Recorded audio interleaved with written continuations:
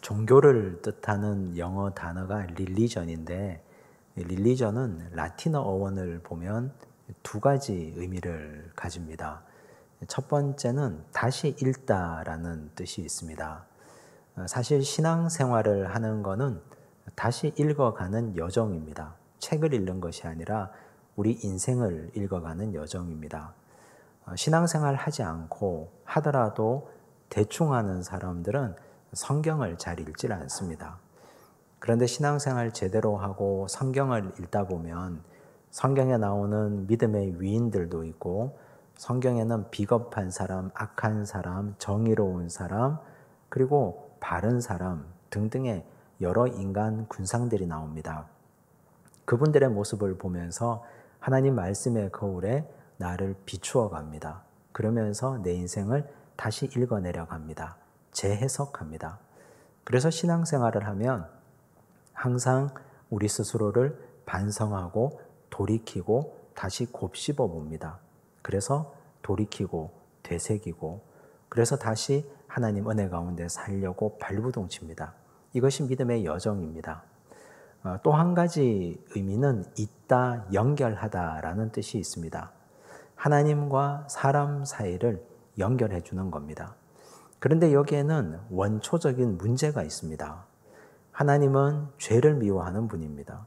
하나님은 죄를 아주 싫어하는 분이십니다. 그런데 인간은 날 때부터 죄가 있습니다. 원죄를 가지고 태어났습니다. 죄 있는 인간은 하나님과 연결될 수 없습니다. 그런 숙명을 가지고 태어납니다. 그래서 예수 그리스도께서 이 땅에 오셨습니다. 완전한 하나님이시고 완전한 인간인 예수께서 이 땅에 오셔서 십자가 지고 십자가 보혈로 우리는 하나님의 은혜를 입었습니다. 그러므로 우리는 예수 그리스도를 통해서 하나님께 나아가게 됩니다. 그래서 우리는 주님을 중보자라고 부릅니다. 그 이후로 예수님을 믿고 따르는 하나님의 백성들도 연결하는 사명을 가질 수 있습니다. 사람과 사람, 세상과 사람, 하나님과 사람 사이를 우리는 이어주는 중재의 역할을 감당할 수 있게 되었습니다. 오늘 읽은 본문 말씀에 아브라함이 바로 그런 중재의 역할, 연결자의 역할을 잘 감당하고 있습니다. 하나님께서 죄 문제를 해결한 아브라함에게 찾아오셔서 내가 하려는 것을 아브라함에게 숨기겠느냐 말씀하셨습니다. 너는 강대한 나라가 되고 천하 만민이 너로 말미암아 복을 얻을 것이다 말씀하셨습니다. 그리고 두 번째, 하나님이 그에게 밝히 보여주시는 것이 오늘 본문 말씀입니다. 20절과 21절을 보십시오. 함께 읽습니다. 여호와께서 또 이르시되 소돔과 고모라에 대한 부르짖음이 크고 그 죄악이 심히 무거우니 내가 이제 내려가서 그 모든 행한 것이 과연 내게 들린 부르짖음과 같은지 그렇지 않은지 내가 보고 알려 하노라. 하나님께서 소돔 땅을 보시려고 내려온다 하셨습니다. 정말 그 부르짖음과 이 소돔 땅의 상황이 일치한지 그렇지 않은지 살펴보겠다 하셨습니다. 그런데 사실 이렇게 말씀하셨지만 진짜 하나님이 내려오신 목적은 소돔을 심판하기 위해서 오셨습니다. 그런데 여기서 아주 중요한 단어가 나옵니다. 부르짖음이라는 단어입니다. 두 번이나 나옵니다. 20절에도 한 번, 21절에도 한 번. 부르짖었다는 말은 기도했다는 뜻 아닙니까? 기도하고 부르짖었다. 하나님께서 그 소리를 들으셨다는 말씀입니다. 누가 기도했습니까? 누가 부르짖었습니까? 소돔 성에 있는 사람들이 부르짖고 기도했다는 뜻입니다. 그런데 이상하지 않습니까? 우리가 그냥 일반적인 상식으로 알고 있는 소돔 성은 정말 악한 도성입니다. 기도하는 사람은 단 한 사람도 없고 그 성은 진짜 악한 성이라서 하나님께서 완전히 쓸어버려 마땅한 성이라고 생각했습니다. 그런데 오늘 말씀을 읽어보니 그 성의 사람들도 부르짖고 있었고 기도하고 있었고 하나님은 그 부르짖는 소리를 들으시고 이 성을 살피기 위해서 내려오셨다 했습니다. 그런데 더 이상한 것은 부르짖는 사람이 있고 기도하는 사람이 있는데 하나님은 이 성을 심판하려고 오셨다는 데 있습니다. 기도하는 사람이 있는데 부르짖는 사람이 있는데 하나님은 이 성을 왜 심판하려 하신 걸까요? 이건 우리의 의문뿐만 아니라 아브라함도 역시 같은 고민을 하고 있었습니다. 그래서 하나님께 이렇게 질문합니다. 23절을 보십시오. 함께 읽습니다. 아브라함이 가까이 나아가 이르되 주께서 의인을 악인과 함께 멸하려 하시나이까? 아브라함은 의인을 악인과 함께 멸하려 하시나이까? 하나님께 질문합니다. 아브라함이 생각할 때 부르짖는 사람, 기도하는 사람은 의인이라고 생각하고 있습니다. 하나님 이렇게 기도하는 사람이 많지 않습니까? 부르짖고 간구하는 사람이 많은데 하나님이 왜 이 성을 멸하려 하시는 겁니까? 아브라함은 소돔성의 상황을 잘 알고 있었습니다. 조카 롯과 그의 가족이 거기 살고 있었고 가까운 성이었기 때문에 출입하는 사람, 오가는 사람들이 많았습니다. 그래서 그 성에도 기도하고 부르짖는 사람이 있다는 사실을 항상 알고 있었고 인지하고 있는 상태였습니다. 그래서 하나님께 이렇게 묻는 거죠. 거기서 아브라함은 한 걸음 더 나가서 하나님께 따져 묻습니다. 항변합니다.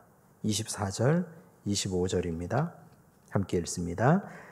그 성 중에 의인 50명이 있을지라도 주께서 그곳을 멸하시고 그 50의인을 위하여 용서하지 아니하시리이까? 주께서 이같이 하사 의인을 악인과 함께 죽이심은 부당하오며 의인과 악인을 같이 하심도 부당하니이다. 세상을 심판하시는 이가 정의를 행하실 것이 아니니까. 부당합니다. 부당합니다. 아브라함은 하나님께 부당하다는 말을 2번이나 드립니다. 그리고 하나님이 이게 정말 하나님 말씀하시는 정의입니까? 의인을 악인과 함께 멸망시키는 것이 진짜 하나님의 본뜻이고 하나님 본심이며 하나님의 정의입니까? 저는 이걸 받아들일 수가 없습니다. 하나님께 이렇게 따져 묻습니다. 우리 심정은 어떻습니까? 사실 아브라함의 논리를 따라가 보면 하나님이 왜 이렇게 하시는가 궁금하지 않습니까? 그런데 여기 본질적으로 의인을 바라보는 하나님과 아브라함의 관점에는 큰 괴리가 있다는 걸 발견합니다. 아브라함은 부르짖고 기도하는 자를 의인이라고 규정합니다. 그런데 하나님은 그걸로는 부족하다고 생각하신 겁니다. 하나님 입장에서 한번 생각해 봅시다. 자, 그렇다면 내가 오랫동안 참고 기다리고 인내하고 여기까지 왔는데 부르짖는 자는 있고 기도하는 자는 있는데 그럼 그 사람들이 진짜 소돔성의 변화를 이끌었느냐? 정말 그 사람들이 개혁의 의지를 가지고 소돔성 사람들을 고치고 함께 뜻을 모아서 우리가 이렇게 살지 말자. 우리가 이렇게 살면 안 된다. 하나님의 심판을 받는데 우리 제대로 살자. 죄 짓지 말자. 하고 이 사람들이 함께 뜻을 모았다면 이 성은 달라지지 않았겠습니까? 하나님께서 그걸 소돔성 사람들에게 질문하고 싶었을 겁니다. 아브라함에게도 하나님이 묻고 싶었을 겁니다. 기도하고 부르짖는 사람이 진짜 너의 말대로 의인이라고 한다면 그 사람들은 기도는 하는데 왜 행동하지 않느냐? 기도는 간절하게 하고 부르짖기는 하는데 왜 삶이 바뀌지 않느냐? 기도하는 사람들이 함께 연대하고 손을 잡고 뜻을 모아서 그 성의 변화를 주도하고 이끌어 가야 되는데 하나도 달라지지 않았으니 내가 지금까지 오래 참고 기다렸는데 이 성은 변한 것이 하나도 없는데 기도만 하고 부르짖기만 한다고 해서 내가 어떻게 이 성을 그냥 그대로 두고 볼 수가 있겠느냐? 하나님 아마 그렇게 말씀하셨을 겁니다. 그러므로 하나님은 이 성 멸망의 책임을 악인뿐만 아니라 기도하는 소위 의인이라고 말하는 자, 그런 자들에게도 하나님은 이 성 멸망의 책임을 묻고 계십니다. 여러분, 만약 전쟁이 일어난다고 해봅시다. 전쟁은 어린아이부터 노인까지 모두에게 심각한 피해를 줍니다. 전쟁이 일어나면 크리스찬들을 전쟁의 포화가 피해갑니까? 기도 열심히 하고 신앙생활 열심히 하고 교회 열심히 다니고 봉사 열심히 한 사람 전쟁 나면 우리가 거리를 활보하고 다녀도 폭격이 우리를 피해갑니까?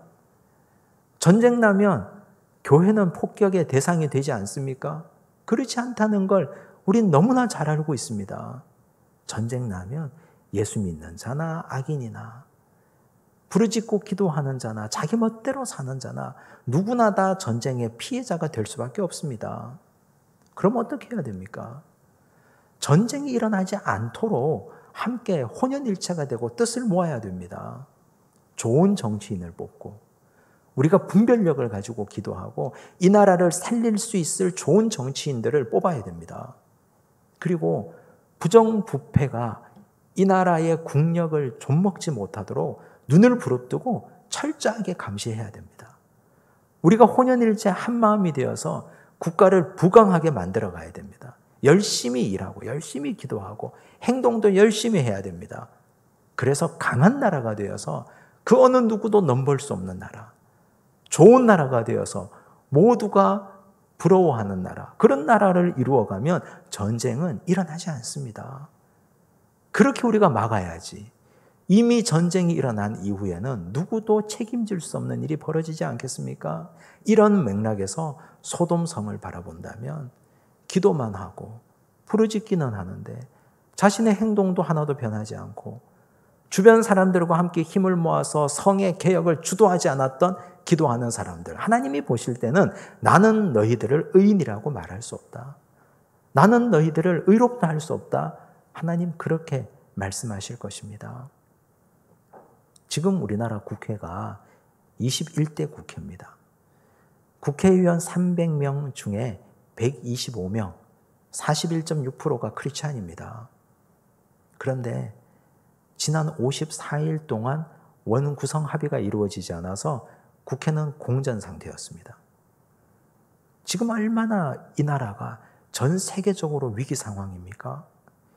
경제가 곤두박질치고 국민들은 못 살겠다고 아우성인데 125명의 크리스찬들이 국회에 들어가 있는데, 그런데 그분들은 아무 일도 하지 않고 자기 정파와 당의 이익과 계파의 이익만 따라서 쫓아서 살고 있습니다.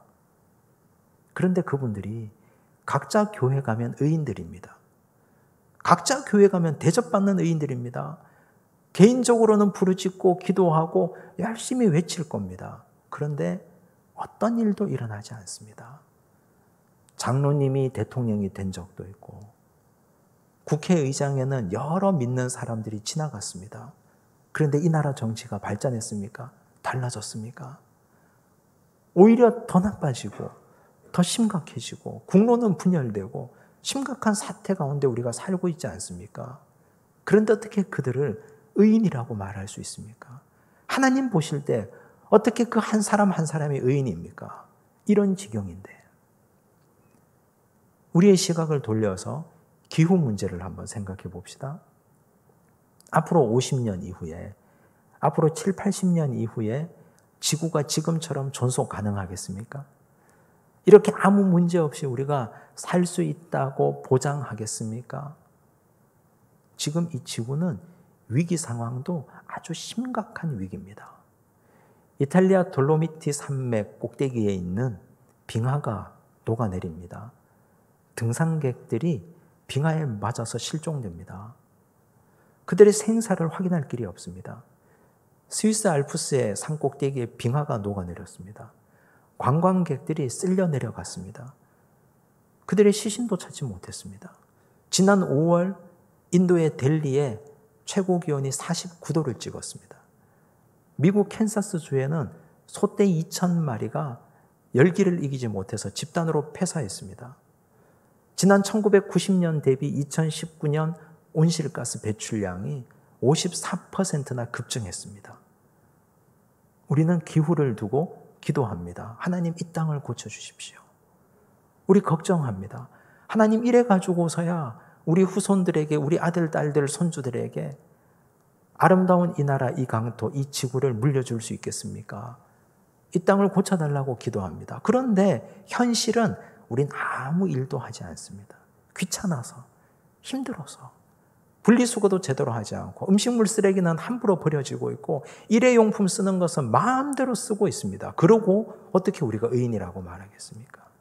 어떤 일도 하지 않는데, 자그마한 수고도 하지 않고 어떤 노력도 애쓰는 것도 없는데 우리가 입으로만 하나님께 기도하고 이 지구를 고쳐달라고, 이 땅을 고쳐달라고 기도하는 우리가 이율배반적이지 않습니까? 하나님이 우리를 보고 뭐라고 말씀하시겠습니까? 너 입으로만 신앙생활 하는구나. 너희들 기도는 열심히 하는데 그런데 이 성의, 이 땅의, 이 지구의 멸망을 막을 수는 없겠구나. 하나님 그렇게 안타까이 여기지 않겠습니까? 우리는 예수님을 따르는 제자들입니다. 우리 예수님 기도 열심히 하셨습니다. 밤이 맞도록 기도하셨습니다. 새벽에도 기도하셨습니다. 그리고 예수님은 깨어 계시는 동안 열심히 행동하셨습니다. 기도하신 대로 행동하고 기도하신 대로 실천하시고 겟세마네 동산에서 땀방울이 핏방울이 되도록 기도하셨습니다. 기도로 그치지 않았습니다. 십자가 문제를 앞두고 하나님 앞에 기도했지 않습니까? 그리고 예수님은 그 기도가 끝나고 십자가 지러 가셨습니다. 실천하셨습니다. 행동하셨습니다. 근데 우리는 예수 따르는 제자인데 그런데 기도만 하고 아무 일도 하지 않으면 소돔성의 멸망을 막지 못한 부르짖는 자들과 다를 바가 없지 않습니까? 하나님이 우리에게 묻습니다. 넌 진짜 의인이냐? 가짜 의인이냐? 그 질문 앞에서 하나님 제가 진짜 의인이 되어 가겠습니다. 이렇게 결단할 수 있기를 바랍니다. 아브라함이 하나님 앞에 숫자를 바꿔가며 숫자를 줄여가며 하나님 앞에 간절히 기도합니다. 50명의 의만 있으면 하나님 이 성을 멸망시키지 않겠습니까? 그러겠다. 45명, 40명, 30명, 20명, 10명까지 낮추어서 기도합니다. 32절을 보십시오. 함께 읽습니다. 아브라함이 또 이르되 주는 노하지 마옵소서 내가 이번만 더 아뢰리이다. 거기서 10명을 찾으시면 어찌하려 하시나이까. 이르시되 내가 10명으로 말미암아 멸하지 아니하리라. 우린 이렇게 아브라함의 기도하는 걸 보고 두 가지 질문을 할 수 있습니다. 첫째는 아브라함은 왜 10명에서 멈추었는가? 아브라함이 진짜 소돔성에 있는 롯과 롯의 아내와 롯의 두 딸들 그 가정을 사랑했더라면 4명까지 낮춰서 기도하지. 그들을 정말 사랑했으니까.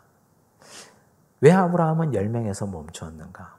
우리가 이 질문에 대답하려면 지금 아브라함이 어떤 인생을 살고 있는지를 주목해 봐야 됩니다. 아브라함은 아브라함의 인생이 아니라 아브라함의 인생을 살고 있습니다.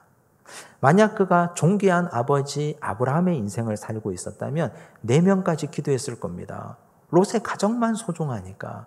소돔성 사람이야 망하건 말건 그들이 죽건 말건 아브라함은 그건 아무런 관심이 없고 존귀한 아버지로서의 삶은 그냥 롯의 가족만 소중합니다. 그런데 그는 이제 그런 인생이 아닙니다. 열국의 아버지입니다.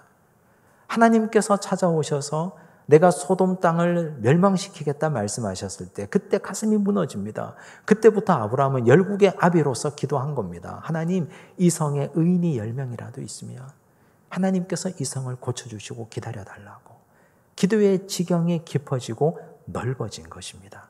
아브라함은 이렇게 자기 자신의 터를, 기도의 터를 점점 넓히고 있는 겁니다. 두 번째 질문. 만약 그렇다면 아브라함이 5명 혹은 1명까지 낮추어서 기도했다면 하나님이 들어주셨을까? 하나님이 화는 내지 않으셨을까? 지금 너 나하고 뭐 하자는 거냐? 왜 그렇게 자꾸 숫자를 낮추느냐고. 하나님이 역정내고 화를 내셨을까? 아니면 하나님이 그냥 받아주고 들어주셨을까? 아마 하나님은 1명까지 낮추어서 기도했다 하더라도 하나님은 수용하고 들어주셨을 겁니다. 왜냐하면 우리가 아는 하나님, 우리가 신앙하는 하나님은 숫자에 좌우되는 하나님이 아니기 때문입니다. 5만 명, 500만 명, 5천만 명이 있은들 뭐합니까? 단 한 사람, 하나님은 영향력 있는 사람을 기대하고 기다리고 계시는 분입니다. 하나님은 단 1명의 의인만 있어도 그 1명이 행동하는 신앙인이고 그 1명이 가능성이 있다면 그 하나가 또 다른 하나를 전도할 것이고 2사람이 4사람을 만들 것이고 4명은 8명이 될 것이고 그렇게 해서 숫자가 불어날 것 아닙니까? 단 한 사람, 가능성 있는 한 사람만 있다면 하나님은 그 성을 멸망시키지 않았을 겁니다. 왜냐하면 하나님이 창조하신 세계 아닙니까? 우리 하나님은 심판을 좋아하는 분이 아닙니다. 하나님이 창조하신 사람들이고 하나님이 창조하신 세계인데 하나님은 어떻게 해서든지 그 세계를 보존하고 싶어 하시지 심판하고 싶어 하지 않습니다. 그런데 하나님의 보존의 조건은 단 한 명이라도 가능성이 있는 사람이 있어야 됩니다. 하나님이 살펴보시고 내가 이 사람 한 사람 때문에 이 성에 기대감을 가질 사람, 그 한 사람만 있으면 하나님은 그 성을 기대하시고 돌봐주시고 결단코 멸망시키지 않았을 겁니다. 그런데 결론이 어떻게 됩니까? 소돔성은 불행하게도 멸망하고 말았습니다. 한 사람이 없었다는 얘기입니다. 단 한 사람. 단 한 사람, 하나님이 그 사람을 봐서라도 내가 이 성을 살려두겠다 할 그 단 한 사람. 그 한 사람이 없었기 때문에 하나님은 그 성을 멸망시킬 수밖에 없었습니다. 슬픈 일이지 않습니까? 가슴 아프지 않습니까? 온 세상에 교회가 얼마든지 많습니다.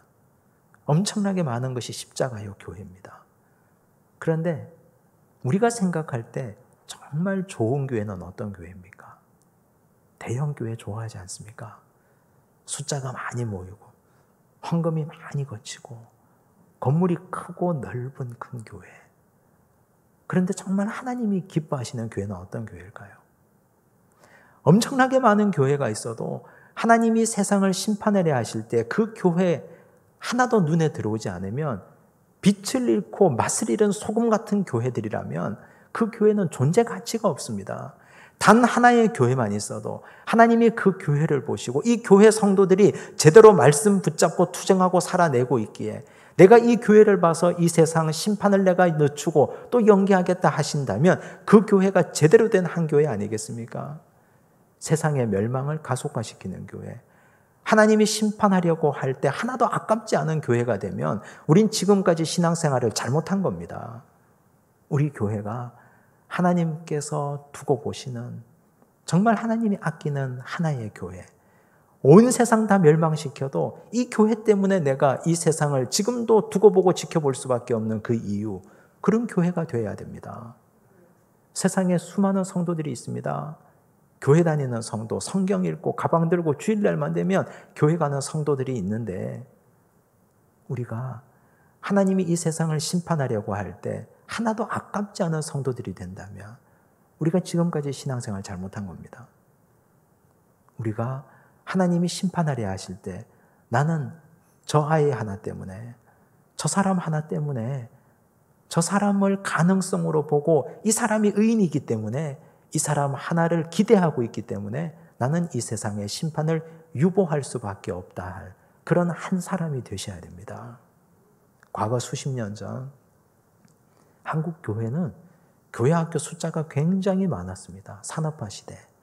그때는 숫자로 승부했습니다. 교회 학교 수백 명이 모였습니다. 아이를 많이 낳았으니까. 그런데 지금은 그런 시절이 아니지 않습니까? 인구 절벽, 인구 감소 시대에 교회 학교는 숫자가 줄어듭니다. 사람들은 저마다 걱정합니다. 한탄합니다. 그런데 걱정할 일이 아닙니다. 한탄할 일이 아닙니다. 이제야말로 영향력에 집중해야 될 시기입니다. 이제야말로. 목회자인 저부터 교회 학교에서 우리 어린아이들을 위해서 설교하고 가르치는 교육전도사님들, 우리 교사들이 생명 걸고 목숨 걸고 복음을 가르쳐야 됩니다. 영향력이 있는 한 사람을 길러내도록 하나님께서 그 아이 하나를 보시고 이 세상에 희망을 두시도록 하나님을 실망시키지 않는 한 아이를 길러내도록 우리가 열심히 가르쳐야 됩니다. 세상에 공부 잘하는 사람은 정말 많습니다. 돈 많이 버는 재벌들도 얼마나 많은지 모릅니다. 좋은 차 타고 다니는 사람들. 우리 아이들을 그렇게 길러내고 싶습니까? 우리 가정의 자녀들 공부 잘하는 사람으로 세상에 돈 많은 부자들로 길러내는 것, 세상에 수많은 사람 중에 한 사람으로 길러내는 것밖에 되지 않습니다. 그런데 영향력 있는 한 사람으로 길러내야 됩니다. 세상에 악으로 다 썩어가는 세상에 그 한 아이가 일어나서 주변 친구들을 불러 모으고 세워서 그 한 아이 때문에 그 공동체가 살아나는 영향력 있는 한 사람으로 길러야 됩니다. 그것이 우리 부모들의 사명입니다. 그래야 희망이 있습니다. 하나님께서는 그런 가정을 원하시고 그 교회를 원하시고 그런 성도들을 원하십니다. 아브라함의 중보 기도를 한번 생각해 보십시오.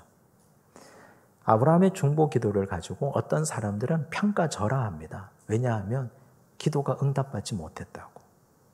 아브라함이 기도 열심히 했는데 소돔성이 멸망당했으니까 기도 응답받지 못했다고 소돔성을 멸망시켰다고 그의 기도를 평가절하합니다.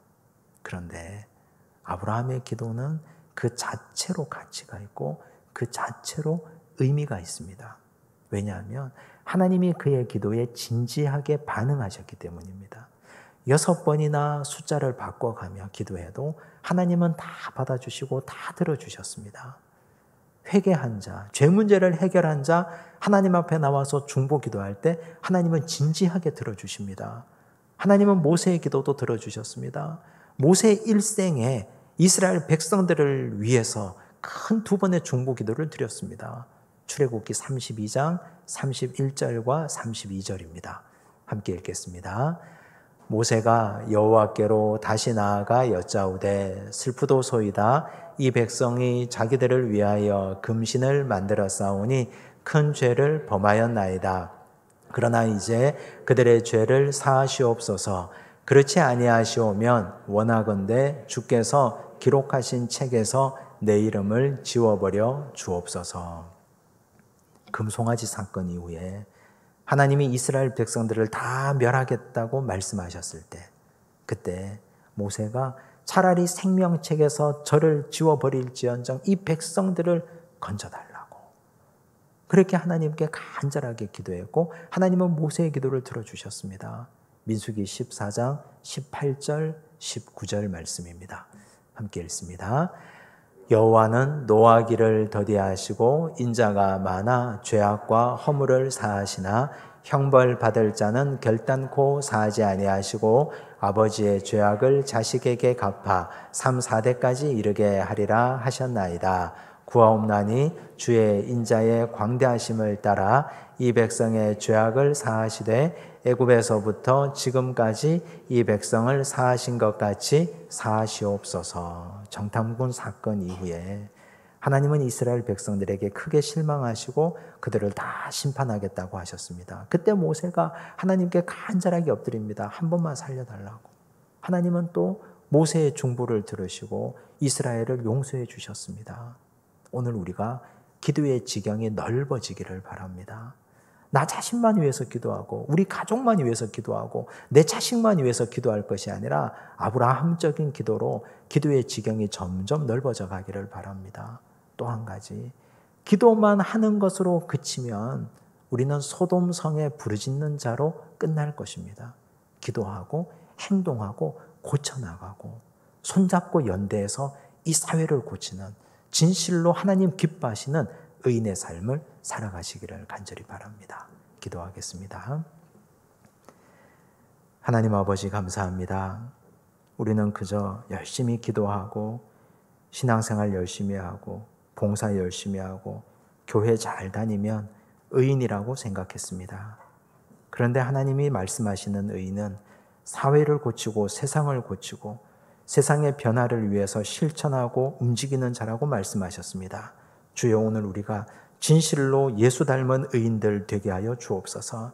그저 기도하고 입으로만 행동하고 입으로만 말하는 자들 되지 않도록 도우시고 우리의 손과 발이 움직이고 행동하고 함께하는 크리스찬들이 되게 하여 주시옵소서. 아브라함처럼 중보기도자로 살기를 원합니다. 나 자신만을 위해서 기도하는 것이 아니라 세상과 열방과 이 나라와 이 민족을 위하여 기도하게 하여 주옵소서. 모든 말씀 예수님 이름으로 기도드리옵나이다. 아멘.